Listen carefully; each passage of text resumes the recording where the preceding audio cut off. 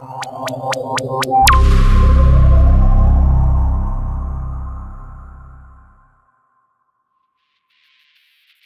a precision machine shop that specializes in aerospace as well as oil and gas components. We now are, I'd say, 50% aerospace and defense. We have 38 employees on the floor. We have 18 CNC machines, and 14 of those are Mazaks. The contract manufacturing side of it is where we really see ourselves in the future. That's what's going to help take us to the $20 to $30 million a year mark. We're focusing more on the lights out operations as far as robotics and the machines running themselves basically throughout the night with no one there. We already had a history of moving away from a different brand of CNCs to Mazaks when I had started here. We already had 4 of them on the floor, and the owner was very comfortable with Mazaks and with the local support that we had and the relationship that he developed with Mazak. So moving forward, we wanted to make sure that we partnered with a supplier that our machinists would know the interface of, and that we're also capable of doing the complexity of parts that we have. Mazak really kind of fit all the criteria that we had set forth. The brand itself has been around for quite some time. I've been programming Mazak since I was 17 years old. I went to Florence, Kentucky, and I knew absolutely nothing. In 4 days, the crash course that they trained you, I was programming Mazak.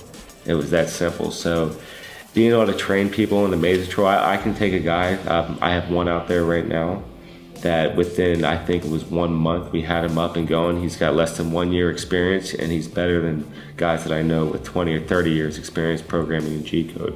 And that's just from Mazak. As we've grown, we've taken on a lot of parts that require 5-axis programming. They require 5-axis milling. They require multiple spindles and Y-axes in the lathes.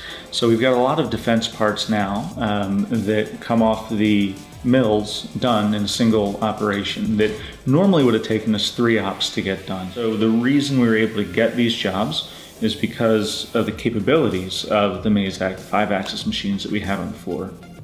Most of the Mazak stuff, if it's a 2D part on a lathe, you can literally program it in less than 5 minutes. So that's quite attractive. There's other companies out there that also offer conversational programming, but none of them are as fine-tuned as Mazak. Customers have come to us with a quote pack, and we've looked at the parts, and instead of saying how much could we make these parts for on our existing equipment, we say how much could we make these parts for on the right piece of equipment. So I'll start getting quotes on machines. I'll call up our Mazak distributor. I'll look at a few different options, and we'll more than likely look at doing it lights out as if we had the machine already. We've actually landed a few jobs in doing that. We saw the part, and we knew where the customer needed to be. We knew where the competitor was, and we knew that the only way to get the part done for that price was to have it come off once and done. One of the best examples is a part that we're running 10,000 pieces a year, and we took this and we looked at the RFQ and we said, you know, the Mazak 350 MSY is the right machine to do this on.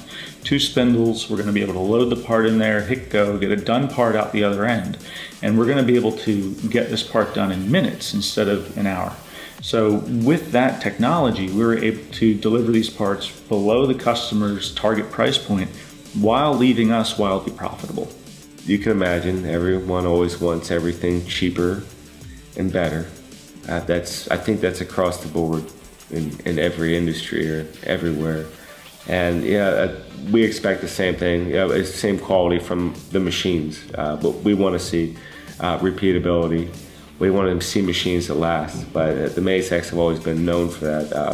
The introduction of these new 5-axis is a testament to that. Right now, we're growing. Right now, we've just purchased 2 new Mazak VCU 300s, the smaller 5-axis machines that are going to take over some of the high volume production work that we have for defense. And we're looking at expanding our building so that we have more floor space. Basically, our biggest problem right now is we're running out of square footage to stick more machines.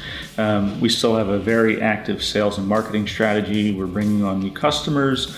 We're bringing on customers in the private space industry, private space sector, and we're continuing to grow. So there's no sign of stopping or slowing down.